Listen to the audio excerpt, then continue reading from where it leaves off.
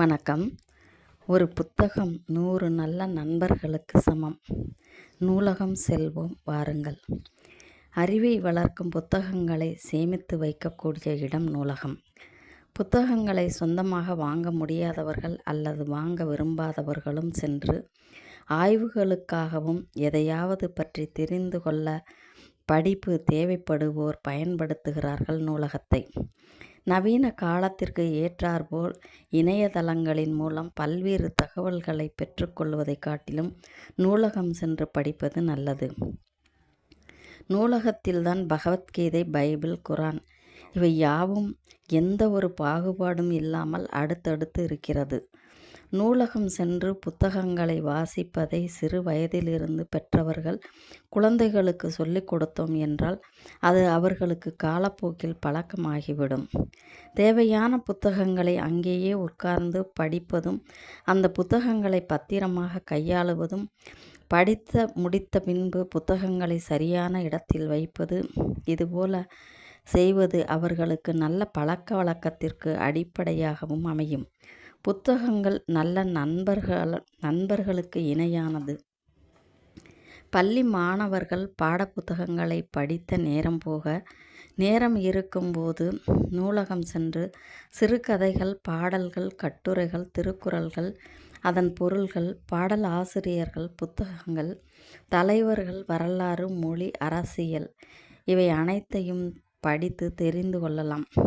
புத்தகங்கள் அதிகம் படிப்பதால் வாசிக்கும் திறனும் தாய்மொழியாக இருந்தாலும் பிழையில்லாமல் பேசவும் எழுதவும் தெரிந்து கொள்ள முடியும். புத்தகங்களை சில நூலகங்களில் மிகச்சிறிய தொகையை சந்தாவாக கட்டி வீட்டிற்கு எடுத்து வந்தும் படிக்கலாம். படித்து முடித்து உரிய நேரத்தில் திருப்பி கொடுப்பது நல்லது. நம் புத்தக கண்காட்சிகளுக்கு செல்லும் பொழுதும் சில சமயங்களில் பரிசு பொருளாகவும் அன்பளிப்பாகவும் கொடுக்கப்படும் புத்தகங்களை படித்து முடித்து தமக்கு இந்த புத்தகம் தேவையில்லை என்ற நேரத்தில் புத்தகங்களை எடைக்கு போட்டு விடாமல் அருகிலுள்ள நூலகத்தில் கொடுத்து மற்றவர்கள் படிப்பதற்கு உதவலாம். புத்தகங்கள் படிக்கும் பழக்கம் உள்ளவர்கள் நல்ல மாற்றங்களை விரும்புபவர்களாக இருப்பார்கள். அரை மனிதனையும் முழு மனிதனாக மாற்றக்கூடியது புத்தகங்கள்.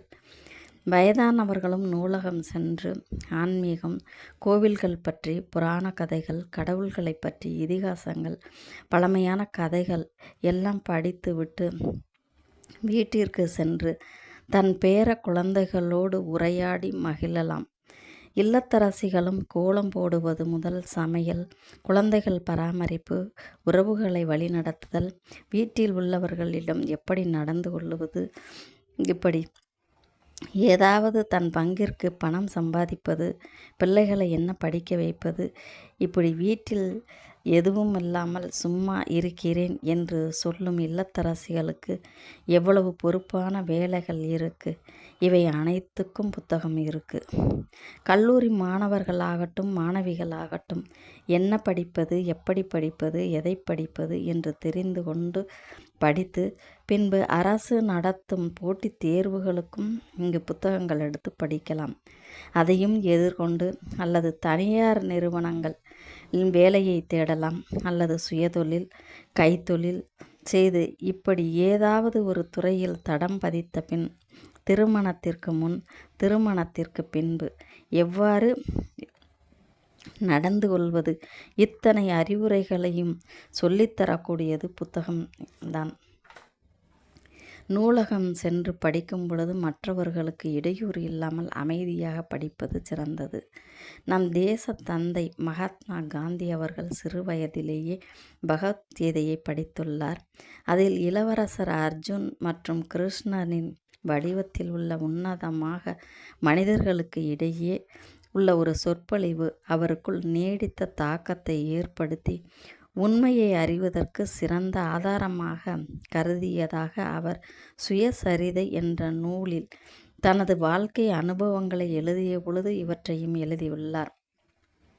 டாக்டர் அம்பேத்கரின் சாதியை அழித்தொழிதல் என்ற எண்ணத்திற்கு அவர் சிந்தனை மாற்றியது புத்தகம்தான். பௌத்தம், பொருளாதாரம், இந்திய சுதந்திர போராட்டம் பற்றிய புத்தகங்களையும் எழுதியுள்ளார். ஏவுகணை நாயகன் இளைஞர்களை கனவு காண வைத்தவர் ஏபிஜே அப்துல் கலாம் அவர்கள் வாசிப்பது பற்றி கூறியிருப்பது. புத்தகங்கள் எனக்கு பிடித்த நண்பர்கள். எனது வீட்டு நூலகத்தை மிகப்பெரிய செல்வமாக கருதுகிறேன். ஒவ்வொரு புத்தகங்களும் சில புதிய யோசனைகளையும் கொடுத்து என்னை ஊக்குவித்து சிந்திக்க வைத்தது. திருக்குறள் மிகவும் பிடித்தது. எண்ணுவதெல்லாம் உயர்வு, அக்கினிச் சிறகுகள், எனது பயணம், இந்தியா 2020 என்ற புத்தகங்களையும் நமக்கு தந்துள்ளார். ஒரு புத்தகம் 100 நல்ல நண்பர்களுக்கு சமம் என்று கூறியுள்ளார்.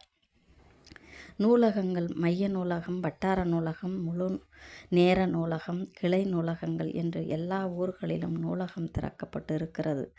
மேலை நாடுகள் போல் எவ்வளவு வசதிகள் இருந்தாலும் நூலகம் செல்லுவது வழக்கமாக்கி கொண்டு உள்ளனர். நாம் எல்லோரும் நூலகம் செல்லுவதை தொடர் பழக்கமாக வைத்து கொள்ள வேண்டும்.